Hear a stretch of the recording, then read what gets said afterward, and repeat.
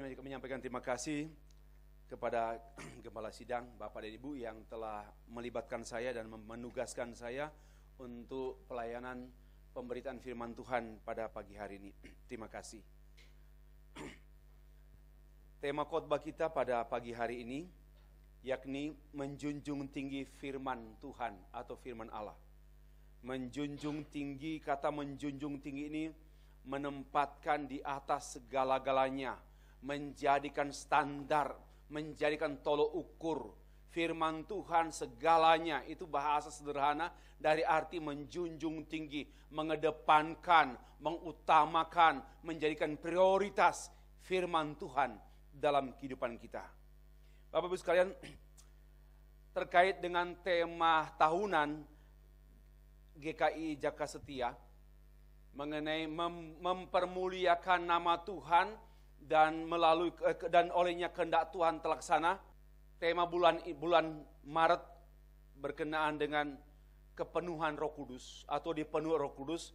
Maka tema hari ini menjunjung tinggi firman Allah itu hanya dapat dilakukan, ini tesis saya, hanya dapat dilakukan oleh orang percaya yang dipenuhi oleh Roh Kudus.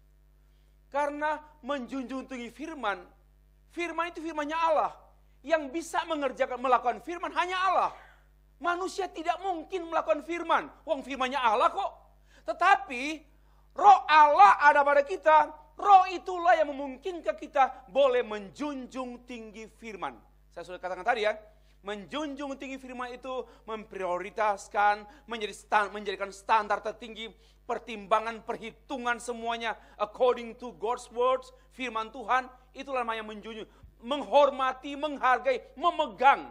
Itu arti menjunjung tinggi, mengedepankan, menjadikan priority. Itulah yang dimasukkan dengan firman Allah. Dalam setiap keputusan harus keputusan firman Tuhan. Apapun pertimbangan kita, pemikiran kita harus sesuai firman. Hidup kita, perilaku kita harus sesuai firman. Itulah arti praktis daripada menjunjung tinggi firman Tuhan. Dan ini hanya dapat dilakukan oleh orang yang beroleh Roh Kudus, yang tiap-tiap hari mengalami proses pemenuhan, penguasaan. Arti pleroma, penguasaan. Penuh Roh Kudus, penguasaan, pengontrolan. Tiap-tiap hari dikontrol oleh Roh Kudus. So that's why kita bisa melakukan apa yang namanya menjunjung tinggi firman Allah. Dan dengan cara demikian, kita memuliakan Tuhan. Memuliakan Tuhan bukan hanya lip service, saya muliakan Tuhan. Apanya? Harus konkret. Ya, harus konkret. Salah satu hal yang mendasar memuliakan Tuhan yaitu menempatkan firman Tuhan di atas segala-galanya. Ya, itu menjadi kriteria tertinggi. Dan selanjutnya kita membaca Alkitab. Pembacaan Alkitab kita dari 3 bagian tertentu di Alkitab. Pertama Esra pasal 7 ayat 10, demikian firman Tuhan. Sebab Esra telah bertekad untuk meneliti Taurat Tuhan. Tekad, ini sama dengan menjunjung tinggi. Jangan bilang menjunjung tinggi, tapi nggak punya tekad untuk mempelajari Alkitab, itu omong kosong. Kalau kita berkata saya mau menjunjung tinggi firman, menjunjung tinggi firman sama dengan meninggikan Tuhan. Menjunjung tinggi firman Tuhan sama dengan memuji Tuhan, sama dengan mengagungkan Tuhan. Nah, caranya kemana? Mulai dengan tekad kerinduan, hasrat, meneliti Taurat Tuhan dan melakukannya, serta mengajar ketetapan dan peraturan dan ketetapan Tuhan bagi orang Israel. Esra 7 ayat 10. Lanjut, Mazmur 119 ayat 105 dan 106. Demikian firman Tuhan. Firman-Mu itu pelita bagi kakiku dan terang bagi jalanku. Tanpa firman gelap. Ini bukan firman Syah. Ini firman Allah. Tanpa firman gelap hidup kita. Hidup gelap, jalan gelap, tersandung dan jatuh. Tanpa firman kita, orang percaya, orang Kristen tersandung, jatuh dan hancur. Firman-Mu itu pelita bagi kakiku dan terang bagi jalanku, jalan kehidupanku, jalan pernikahanku, jalan pelayananku, jalan tugasku, jalan pekerjaanku.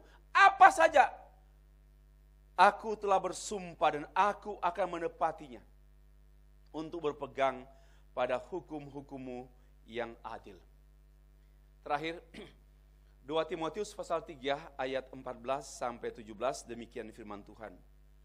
Tetapi hendaklah engkau tetap berpegang pada kebenaran. One more time. Tetapi hendaklah engkau tetap berpegang pada kebenaran yang telah engkau terima dan engkau yakini, engkau terima, engkau yakini, engkau pegang, dengan selalu mengingat orang yang telah mengajarkan kepadamu. Apa artinya? Harus ingat pendeta yang khotbah itu penting. Ayat 15, ingatlah juga bahwa dari kecil engkau telah mengenal kitab suci yang dapat memberi hikmat kepadamu dan menuntun engkau kepada keselamatan oleh iman kepada Yesus Kristus. Kepada Kristus Yesus. Ayat 16, segala tulisan yang diilhamkan Allah memang bermanfaat untuk mengajar, untuk menyatakan kesalahan, untuk memperbaiki kelakuan, dan untuk mendidik orang dalam kebenaran. Dengan demikian tiap-tiap manusia kepunyaan Allah dipelengkapi untuk setiap perbuatan yang baik. Amin. Terpujilah Tuhan yang berfirman. Saya mengajak kita menjawab satu pertanyaan. Mengapa tema ini dibahas? Menjunjung tinggi firman Allah. Mengapa tema ini dibahas? Ya, perlu diketahui bahwa saya pernah sampaikan di sini juga beberapa waktu yang lalu bahwa sebenarnya secara kasat mata bukan gereja yang mengubah dunia, tapi yang sangat kentara terbaca dunia yang lebih kuat mempengaruhi gereja. Dunia begitu kuat mempengaruhi banyak, saya nggak katakan semua, banyak orang Kristen, dan orang Kristen terpengaruh dan ikut ke kiblat dunia, cara dunia, kerja dunia, pikiran dunia, pernikahan duniawi. Kenapa? Memang sangat sulit saya berkata gereja memengaruhi dunia. Saya sulit. Ya, sulit. Di mana datanya? Bahwa gereja, ya kalau dalam gereja internal begitu ya tentu firman Allah gereja mempengaruhi jemaat. Tapi gereja memengaruhi DPR, MPR, mempengaruhi presiden, gubernur, wali kota, bupati, mempengaruhi sekolah, mempengaruhi lembaga-lembaga pemerintah, mempengaruhi dunia, bisnis, perdagangan. Saya sukar menemukan ada data bahwa gereja memengaruhi. Oh ada Pak Pendeta, ada pendeta khotbah di, kemarin saya khotbah di Menteri Pajak. Tapi belum salah saya katakan mempengaruhi. Belum ada riset. Nah, tetapi yang nampak di kasat mata justru banyak gereja yang berperilaku apa yang dilakoni oleh dunia. Manajemennya gaya duniawi, leadershipnya gaya duniawi, mengasah pengelolaan keuangan gaya duniawi, tabung-tabung, simpan-simpan tapi tidak dipakai untuk penginjilan. Itu duniawi itu. Enggak di sini saya berani ngomong gini karena ini banyak post-pay, banyak dana penyalurannya. Nah, itu banyak pola-pola dunia yang diterapkan. Itu namanya lebih condong ke kiblatnya ke dunia. Dan saya mengatakan di mana sih satu bukti konkret bahwa gereja itu memengaruhi dunia? Di mana sih? Ya mungkin kalau mempengaruhi orang-orang yang diinjili, oke. Mempengaruhi pedalaman ada ya. Dari peradaban yang sangat-sangat sederhana, masuknya Injil mengubah peradaban. Tapi kemudian setelah maju peradaban desa, kampung, kota itu, kemudian juga dunia mempengaruhinya selanjutnya dan seterusnya. Nah, Alkitab mengungkapkan dalam Matius pasal 24, kedurhakaan makin bertambah.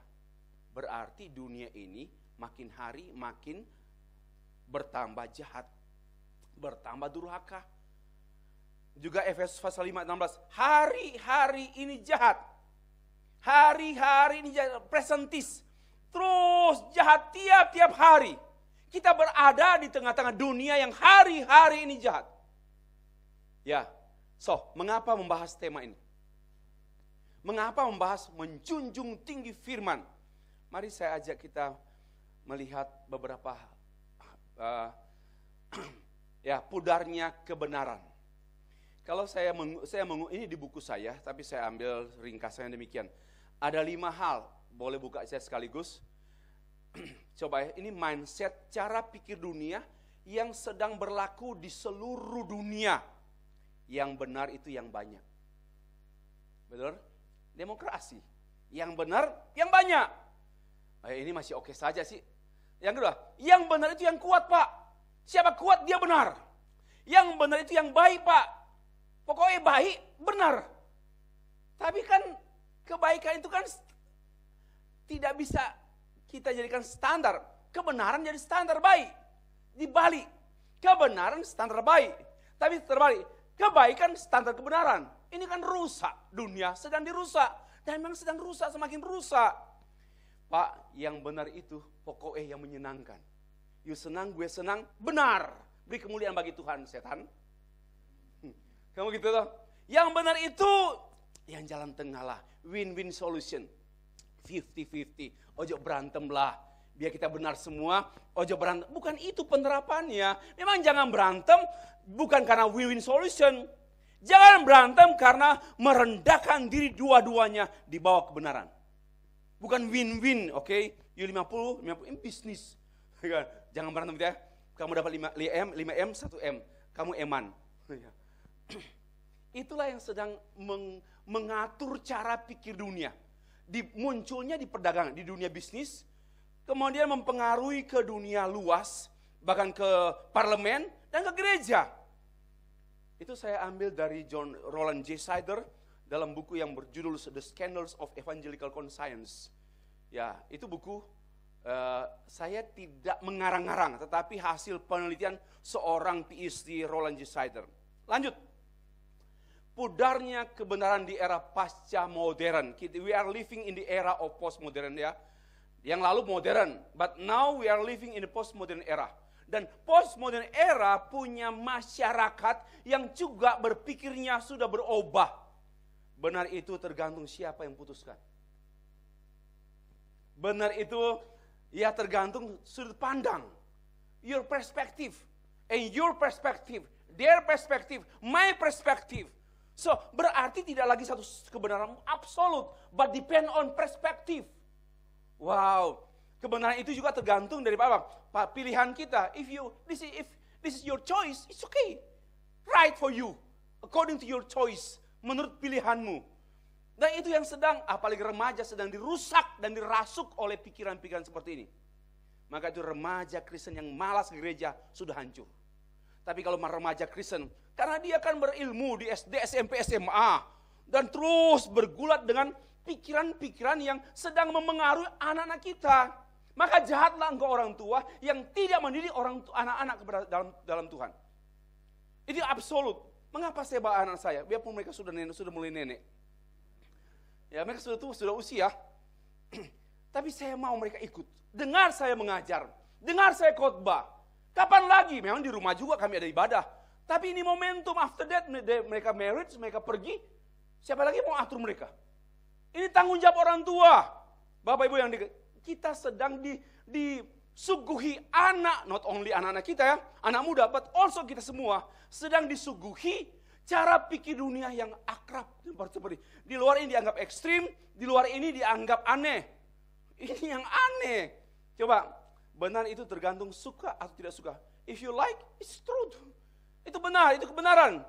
Ya, benar itu hak pribadi orang lah. Kamu nggak boleh begitu dong. Apalagi kan human right, hak asasi. Itu kan benarlah menurut kamu lah, pribadi. Itu hak saya lah. Kamu jangan mempersoalkan lagi. Ya, benar itu ya tidak penting. Tapi yang paling penting itu baik. Amin. Nah, normal nih Pak Pendeta ini, gereja ini sehat. Kalau ini saya langsung setan. Ya, benar itu di sana Pak. Di sini tidak. Apa artinya? Kontekstual, sesuai keadaan, sesuai tempat. Benar itu Pak, apabila kita semua percaya, ya kalau semua percaya benar.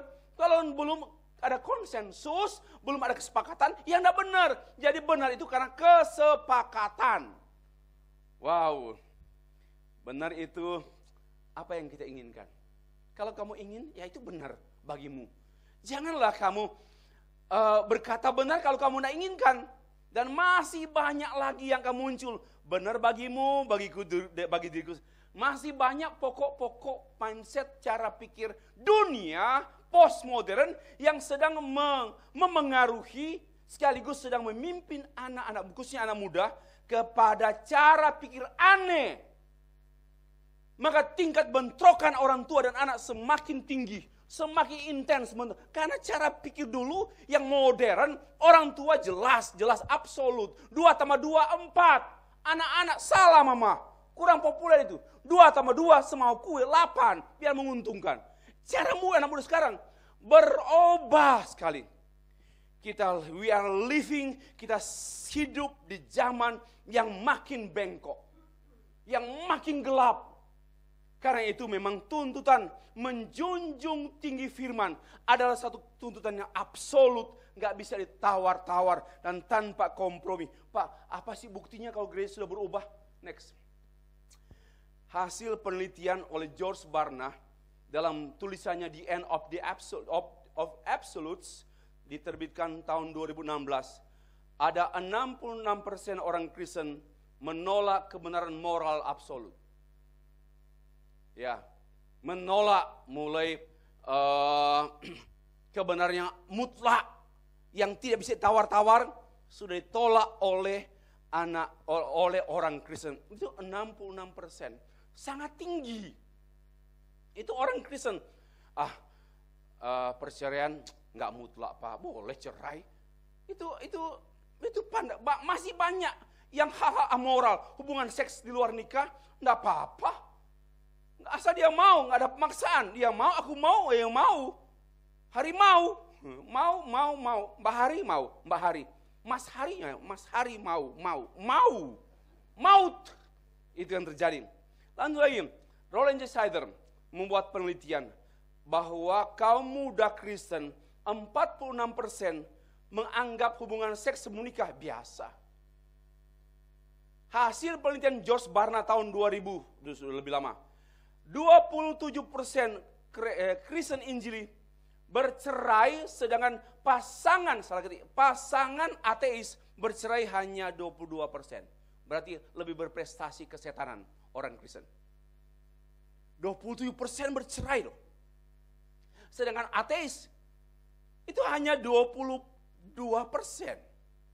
Lebih hebat kesetanannya orang Kristen. Banyak pendeta LGBT, banyak pendeta pembela LGBT. Secara tidak patut. Saya membela kemanusiaannya, tapi saya tidak membela kesetanan mereka. Saya membela kemanusiaan mereka, tapi saya tidak membela amoralitas mereka. Perempuan-perempuan, ini ada pendeta Jawa Tengah, dosen, profesor lagi. Biarkanlah mereka mengekspresikan kasih, asal jangan menikah. Nggak mungkin kok. Masanya berhenti laki-laki, perempuan. Hanya begitu saja, makan sama-sama, pasti ke seksual. Nggak mungkin enggak. Karena kan daya tarik seksual, sesama jenis. Ini pendeta kok gak seperti ini? Dan oke, ya mulai kemudian pernikahan sejenis. Merambah sampai ke banyak negara yang majority Kristen. Ini bukti gereja sudah serupa dunia. Ini baru begini. Masih ada 4 slide sebenarnya, itu bahas di buku saya. Saya bukakan bahwa gereja berubah menjadi serupa dunia. Dan dunia makin melarat. Kenapa? Gereja yang diandalkan menjadi agent perubahan gereja dunia tidak berfungsi maksimal. So kita sangat-sangat sedih. Dan saya sudah menulis next di buku saya tahun 2017. Teologi Reformasi, Gereja Abad dan Kejatuhan Kehancuran Gereja. Tanpa teologi, tanpa Allah. Itu yang terjadi. Ini hasil riset saya. Nah, yang kedua. Tadi kan, mengapa ada tema? Mengapa tema menjunjung tinggi firman? Kenapa itu menjadi tema khotbah? Tema khotbah pada ibadah kita minggu ini, hari ini. Oke, sekarang poin yang kedua. Seruan menjunjung tinggi kebenaran firman Allah. Seruan. Yang pertama, dari teks yang kita baca tadi, tertulis dalam ayat 14. Ya, Hendalah engkau tetap berpegang pada kebenaran atau pada firman yang telah engkau terima dan engkau yakini, dengan selalu mengingat orang yang telah mengajarkannya kepadamu. Ada dua poin yang saya ingin kemukakan di sini.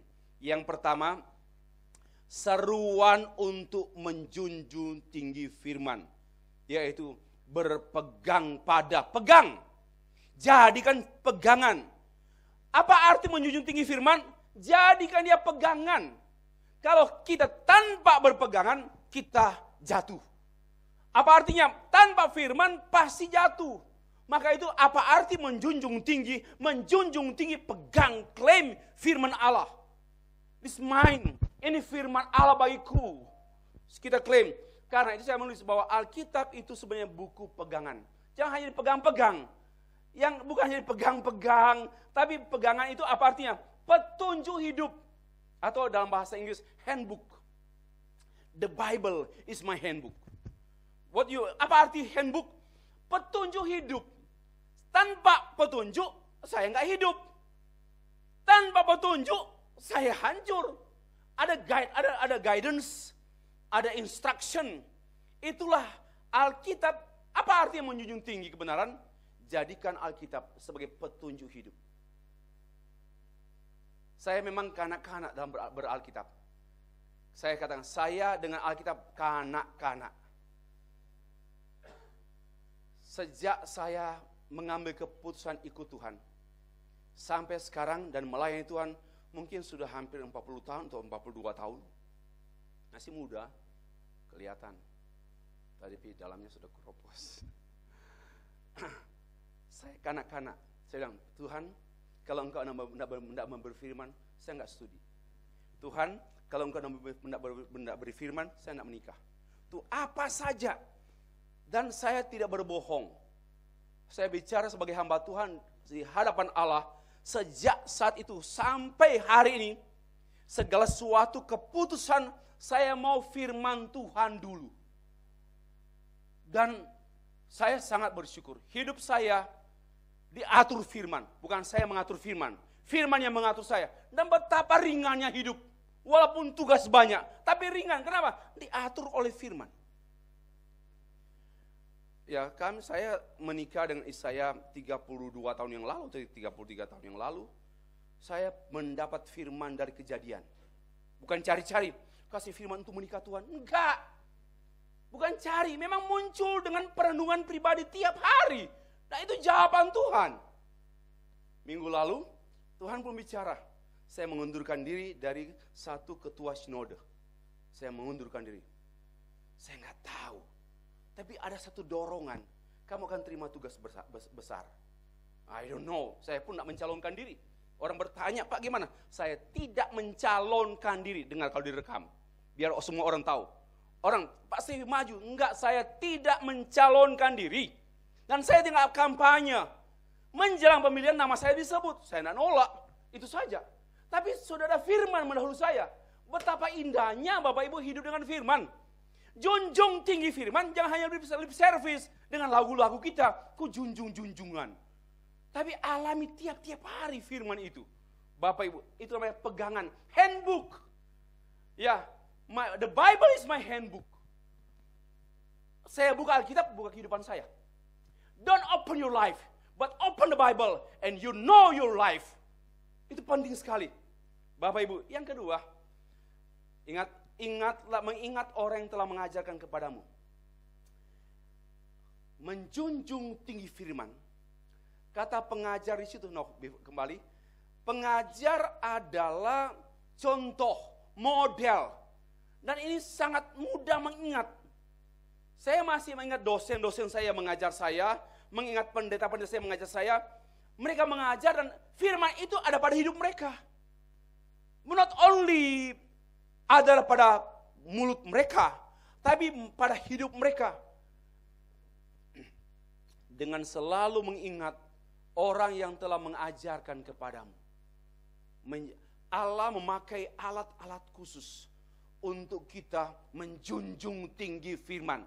Karena pengajar firman hidup menjunjung tinggi firman. Maka kita pun melihat hal itu Selain hendaklah engkau berpegang pada firman, tapi engkau sendiri melihat pribadi yang mengajar engkau. Wow, inilah bagi saya menjunjung tinggi firman juga tidak dapat dipisahkan dengan menjunjung tinggi gereja yang mengajar kita. Ya, kemarin saya minta kepada anak saya, tolong buat quotation dong. Saya suka menyebarkan quotation, kutipan-kutipan. If you love Jesus, you should love His word, firman Allah. Itu kalimat kutipan-kutipan itu. Jika engkau mengasihi Tuhan Yesus, kasihlah gerejanya. Jika engkau mengasihi gerejanya, kasihlah firman-Nya. Di luar ini omong kosong. One more time. Jika kita mengasihi Tuhan Yesus, kasihlah gerejanya. Ya, mengajar engkau. Jika engkau mengasihi gerejanya, kasihlah firman Tuhan di gereja itu. Itu tak bisa terpisahkan. Bapak Ibu, yang kedua, ingatlah juga bahwa dari kecil engkau sudah mengenal kitab suci. Ya, ayat 15. Ingat ini, dalam bahasa teks asli, simpan. If you say that you menjunjung tinggi firman, apa artinya? Simpanlah firman itu. Jangan lupakan. Ya, ini cara menjunjung tinggi firman, yaitu simpan di perbendaharaan hatimu dan pikiranmu. Ya, karena itu mengapa orang Yahudi sejak anak-anak melatih anak-anak menghafal firman, terus menyimpan firman, menghafal. Jangan remehkan menghafal juga. Jangan, kamu hanya menghafal. Nggak apa-apa. Tatkala dihafal, Roh Kudus menghidupkan firman itu. Bagaimana mungkin Roh Kudus menghidupkan tanpa firman? Nggak ada dihafal, hanya dihafal kemarahan suaminya. Aku hafal kemarahan suamiku. Yang kita harus hafal itu firman. Semua dunia ini jangan dihafal, selintas pandang aja adalah. Nah, ingat menjunjung tinggi firman itu apa artinya? Kata menyimpan itu bukan tanpa pengertian. Berarti kita memahami kitab suci, memahami firman, berarti belajar. Jangan bilang, saya menjunjung tinggi firman. Nggak suka baca Alkitab, nggak suka dengar khotbah, nggak suka ikut PA, nggak suka ikut persekutuan. Itu siapa yang kujunjung? Kutunjuk. Menjunjung tinggi itu hasratnya. Wow, kalau kita menjunjung tinggi firman Tuhan, kita senang sekali dengan firman itu. Kita menyukai, tapi tanpa dipenuhi Roh Kudus, impossible. Orang yang dipenuhi Roh Kudus Roh Kudus itulah yang membuat kita bergairah. Nah, Roh Kudus, firman yang kudus, cocok. Karena hanya Roh Kudus, enggak cocok. Firman yang kudus dan Roh yang kudus, itu membuat kita bergairah dengan firman. Enggak perlu dipaksa-paksa. Enggak perlu dipaksa-paksa. Jangan tunggu ada masalah baru cari firman. Ya, menjunjung tinggi firman, saya katakan belajar sejak kecil. Apa artinya? Engkau telah mengenal dari kecil engkau sudah mengenal kitab suci. Apa artinya? Menjadi tradisi yang baik. Apa artinya? Bukan pada waktu-waktu tertentu, tapi di entire life, seluruh kehidupan kita, dari childhood sampai sekarang, itu menerangkan bahwa Timotius hidup dengan firman Tuhan, even though he was still young, dia hidup dengan firman sejak kecil sampai dia menjadi utusan Tuhan, pendeta, pastor di kota Efesus. Konsistensi. Itu artinya menjunjung tinggi firman bukan Senin Kamis, tapi seluruh kehidupan kita tiap-tiap hari sampai tiba pada waktunya berakhir. Nah, ketiga, tadi kita sudah bahas mengenai seruan menjunjung tinggi firman. Kata hendaklah, itu absolut loh kata tadi. Hendak, ingatlah, lah. Ini seruan yang ada unsur imperatif. Hendak engkau berpegang, ingatlah. Ya, sekarang yang ketiga, alasan menjunjung tinggi firman. Ada 4 alasan. Why? Karena firman itu berotoritas mutlak. Kalau nggak berotoritas, jangan junjung. mengapa orang Indonesia wajib menjunjung tinggi Pancasila di atas semuanya. Yang selain Pancasila itu nomor 2, nomor 7, nomor 8. Tapi yang paling utama dan tertinggi di tengah-tengah kehidupan bangsa Indonesia, yaitu junjung tinggi dasar negara. Yang absolut, jangan ditawar-tawar, 5 sila. Di luar itu silakan keluar. Wah, ini kayak menteri aja. Pendeta itu lebih dari menteri loh. Kan menteri kan hanya 5 tahun. Pendeta kan seumur hidup. Menteri kan hanya bicara penyambung lidah presiden. Kita kan penyambung lidah Allah. Masya Allah. Ini penting ini. Saya bangga jadi pendeta. Terus terang pendek-pendek begini, bangga jadi pendeta.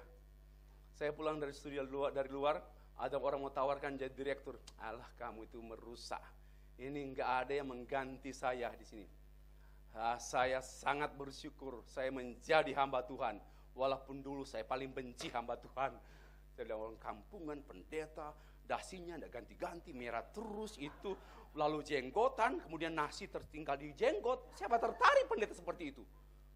Enggak tertarik saya, itu kesan saya. When I was, waktu di kampung-kampung lah, di Tompaso, Manado, Pinabetangan, dan apalah. Enggak tertarik saya pendeta. Tapi justru saya ditarik Tuhan. Memang Tuhan bukan kita yang tertarik pada Tuhan. Tuhan yang menarik kita. Kalau ada orang Kristen tertarik pada Tuhan oleh karena berkatnya, penyertaannya, mohon maaf, palsu. Mengapa percaya Yesus? I have no reason. Itu benar. Mengapa percaya Yesus? Gak punya alasan. Why? Dia yang tarik saya kepada dia kok. Dia yang membuat saya, menarik saya kepada dia. Bukan kita yang datanglah Tuhan, datanglah Tuhan. Dukun. Kembali. Firman Tuhan itu berotoritas. So junjung tinggi. Yang tidak berotoritas jangan dijunjung. Yang kedua, firman itu esensial. Sesuatu yang yang inti hidup. Yang keempat, firman itu bernilai tinggi. Lihat pada manfaatnya. Itu ditempatkan yang ketiga. Nomor 1 bukan manfaat, nomor 3 itu manfaat. Supaya enggak pragmatisme. Yang keempat, firman itu ini bukan saya, tujuan. Firman yang bertujuan. Bukan berujuan ya, bertujuan. Nah, kita bahas satu secara singkat. 1. Otoritas firman. Segala tulisan yang diilhamkan, yang diinspirasikan oleh Allah, dihembuskan oleh Allah. Diilhamkan sama dengan keluar dari Allah. Karena dia keluar dari Allah, apa artinya? Firmannya Allah, perkataan Allah, pikiran Allah, hati Allah, kehendak Allah. Maka memang patut dijunjung tinggi. Kenapa? Ya dari Allah. Absolut kita menjunjung tinggi karena dari Allah, keluar dari Allah. Ya, Alkitab itu adalah buku yang sempurna. Ajaibnya, orang Kristen lebih suka membaca buku yang tak sempurna. Ya, novel apa semua. Itu saya nggak melarang. Perlu baca, perlu. Tapi berapa halaman kita baca buku-buku, apalagi kita pelajar, mahasiswa, dosen, guru. Berapa halaman kita baca Alkitab. Ini ada kesalahan hidup. Kesalahan hidup. Yang sempurna diabaikan, yang nggak sempurna dikejar. Ini agak aneh. Jangan tersinggung. Saya melihat jemaat nggak tersinggung. Ada dua kemungkinan. Gak peduli atau gak kena. Enggak lah, karena itu biasa, ini menu biasa. Ya, sempurna itu mari kita habis-habisan dengan hal yang sempurna. Ya, tidak ada salahnya Alkitab itu. Inerensi, tidak ada salah. Tidak ada salah konsep, salah pemahaman, salah pandangan, salah ajaran, tidak ada. Kenapa? Dihembuskan keluar dari Allah. So that's why berotoritas. So that's why kita mesti menguphold, menjunjung tinggi. John Calvin menulis demikian. Otoritas Alkitab adalah dari Allah, bukan dari konsili gereja, bukan hasil rumusan gereja seperti tuduhan oknum-oknum tertentu non-Kristen yang mengatakan, Alkitab itu konsili gereja, hasil rumusan gereja. Nah, ini kebohongan. Ini serangan orang non-Kristen terhadap Kristen seperti ini. Alkitab itu kan hasil konsili gereja, hasil sidang gereja gitu loh. Tapi Calvin menegaskan, Alkitab itu dari Allah, dihembuskan keluar dari Allah, so berotoritas, pemberian Allah untuk gereja. Dan Martin Luther dalam tulisannya dari 95 tesis yang ditempelkan di pintu gerbang Wittenberg, di tesis yang ke-62 dia menulis, the true treasure of the church is the Holy Scripture.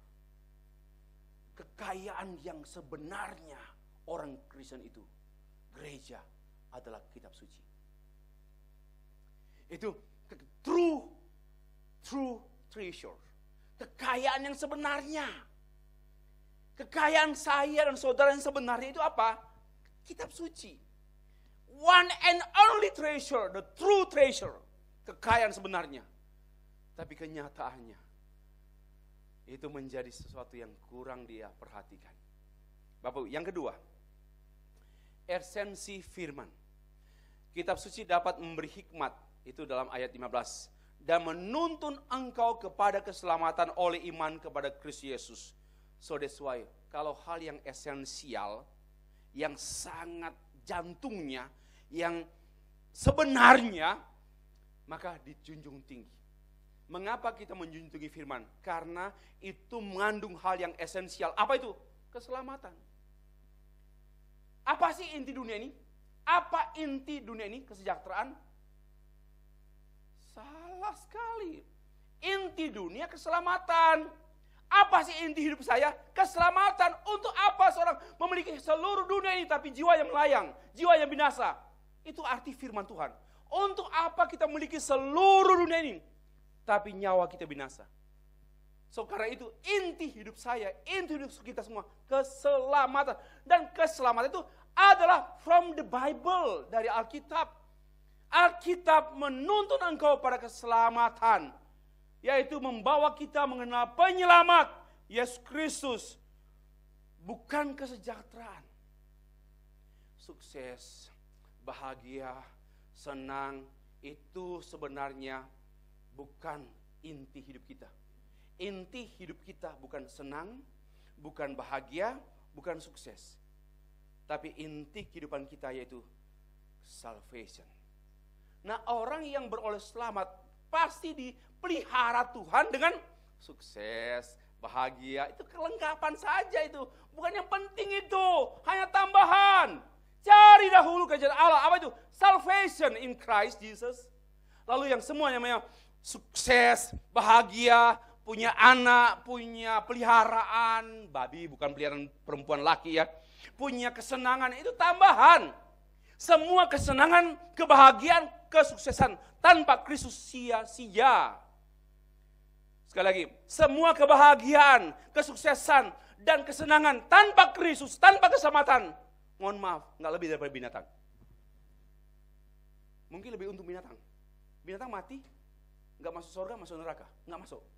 Tapi manusia tanpa Kristus masuk neraka, lebih jadi binatang.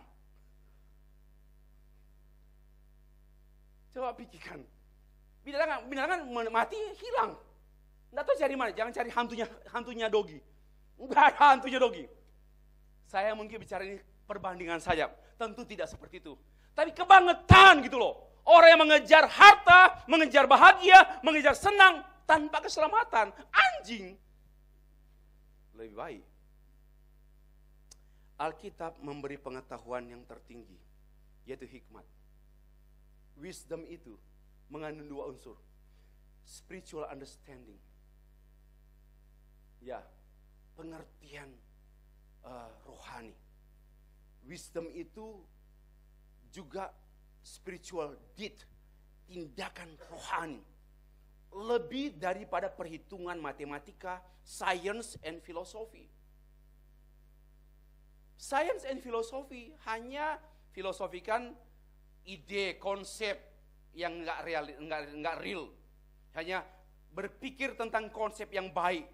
Lalu science kan membahas mengenai apa arti pohon, apa kebendaan. Maka muncul science, natural science and social science. Tapi hikmat di atas semua science and philosophy. I like science, I like philosophy. Saya mengajar filsafat bersekian tahun. Saya suka science. Kalau nggak suka science, buang aja ini. Ini kan science. Tapi itu kalau hanya begitu, mohon maaf, ada yang absolut hilang, yaitu hikmat. Dan Christ is our wisdom. Kristus adalah hikmat kita. Yang ketiga, nilai atau manfaat, value daripada segala tulisan yang diilhamkan Allah ini bermanfaat, berfaedah. Untuk apa? Kata bermanfaat ini saya menyebutnya nilai substansial. Karena itu tadi nilai esensial. Substansi ke arah kematerian, ke arah manfaat yang terukur. Tapi esensi tak terukur. Nah, dijunjung tinggi kenapa? Wow Pak, nilainya luar biasa. Hanya orang gila yang tidak peduli. Kenapa? Segala tulisan yang diilhamkan Allah memang bermanfaat, memang bernilai, nilai doktrin, mengajar, nilai evaluasi, menyatakan kesalahan, nilai koreksi, memperbaiki kelakuan, nilai instruksi, mendidik orang dalam kebenaran. Ini bagi orang yang sudah selamat, sudah percaya Yesus, anggota gereja, mesti 4 hal ini dialami day by day. Dan itulah proses penuh Roh Kudus.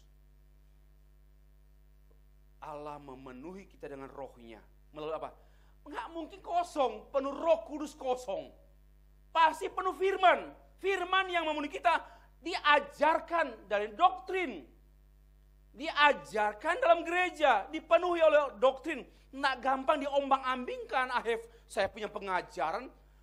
Maka itu saya heran sekali sekarang. Berapa tahun terakhir terlalu banyak orang mempersoalkan debat, sesat. I don't care. Yang paling penting ajarlah jemaatmu. Pak, jangan Pak bergaul dengan dia. Dia penyesat. Saya bilang, kita tiap detik dengan setan kok. Setan mengikuti kita everywhere we are, dimanapun kita berada. Tapi kita nggak kesetanan. Itu penting sekali. Tetapi orang mempunyai pengajaran kuat, tak mudah diombang-ambingkan doktrin. Kemudian terus mengevaluasi diri. Dia terus tidak percaya diri, tidak langsung, yes, saya hamatoni urapi, kurapan itu. Perlu mengevaluasi diri, aku juga punya kelemahan. Tiap-tiap hari saya buka Alkitab untuk menerangi hati saya, mana yang perlu dikoreksi. Bagian ketiga, mana petunjuk Tuhan. Nilai firman Tuhan itu luar biasa. Inilah cara, Pak, bagaimana cara menjunjung tinggi firman? Belajar doktrin dari Alkitab, biblical doktrin. Lalu, beri dirimu dievaluasi oleh firman. Yang apa? Kemudian dikoreksi firman dan terima petunjuk firman untuk hidup. Itu namanya menjunjung tinggi firman. Yang terakhir, harus berakhir. Tujuan firman. Dengan demikian, tiap-tiap manusia kepunyaan Allah diperlengkapi untuk setiap perbuatan baik. Ayat 17. Diperlengkapi, yang dimaksudkan dengan istilah manusia kepunyaan Allah, yaitu orang percaya yang beroleh Roh Kudus, yang hidup oleh Roh Kudus, dipimpin Roh Kudus tiap-tiap hari, dipenuhi, dikuasai Roh Kudus dengan firman. Roh Kudus tidak mungkin memenuhi kita tanpa firman. Bagaimana cara Roh Kudus memenuhi kita? Kita mengalami firman tiap hari. Tidak mungkin tanpa firman. Tidak mungkin. Karena itu tanda orang yang dipenuhi Roh Kudus haus firman. Kalau nggak tahu haus firman, dia tidak dipenuhi Roh Kudus. Kalau haus firman, dipenuhi oleh Roh Kudus. Hanya orang percaya yang diperlengkapi, dibekali, dimodali, dipersenjatai firman. Firman itu modal satu-satunya orang percaya. Firman Tuhan itu senjata orang percaya. Firman Tuhan itu adalah makanan orang percaya. That's why kita harus menjunjung tinggi. Kenapa? Itu makanan diperlengkapi. Modal pegangan, senjata orang percaya. Maka itu orang Kristen bodoh tanpa firman. Senjata dibuang, makanan dibuang, apapun dibuang, gak diabaikan. Butalah, bukan bodoh, buta. Firmanlah yang membuat orang percaya dapat berbuat baik di mata Allah, diterima oleh sesama.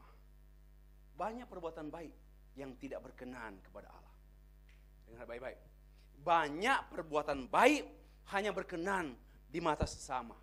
Tapi Allah mengatakan, no, you melakukan kebaikan itu untuk kepentinganmu, bukan kepentinganku. You melakukan kebaikan itu karena kebaikan alamiamu.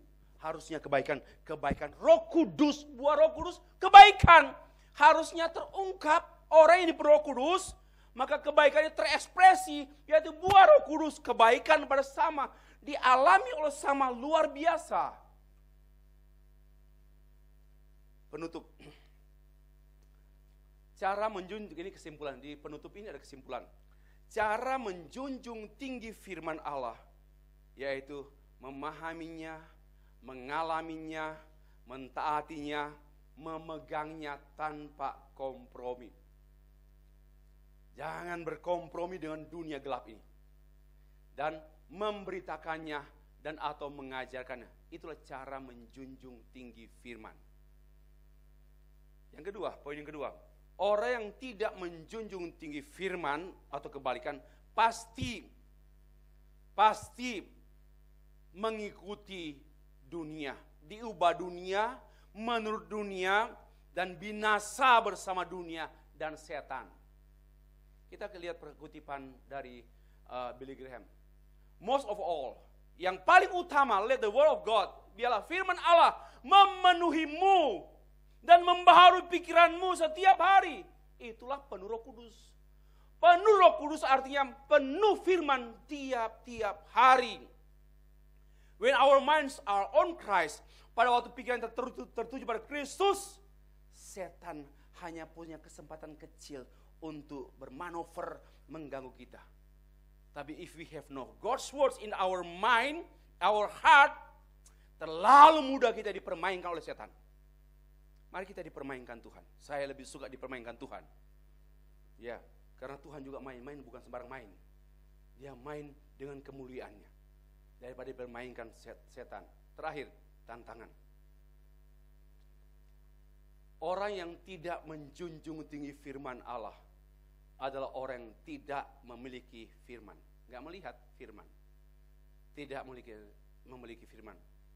Maka orang seperti ini berjalan tanpa pelita. Berjalan tanpa terang, berpikir tanpa terang, berhati nurani tanpa terang. Maka kegelapan menyelimuti dia. Semua hidupnya gelap. Oke, sukses, tapi gelap. Maju, tapi gelap. Biasanya tinggal tunggu waktu, hancur. Atau biasa saja. Dua, orang yang tidak memiliki firman adalah orang yang tidak memiliki apa-apa. Dan paling miskin, dan paling malang, walaupun dia tidak tinggal di kota Malang. Paling miskin dan paling malang. Kenapa? Gak punya pelita. Kan gadis yang bodoh. Udah miskin, malang, bodoh. Tapi doktor ekonomi. Karena buta melihat yang sebenarnya dilihat. Orang yang tidak memiliki firman adalah orang yang tidak mengalami dan tidak mungkin menyaksikan atau merasakan firman itu. Orang merasakan firman itu, aduh, hidupnya penuh damai. Hidupnya penuh damai karena firman yang mengatur dia. Bapak Ibu yang dikasihi dan mengasihi Tuhan, terpujilah Tuhan. Amin.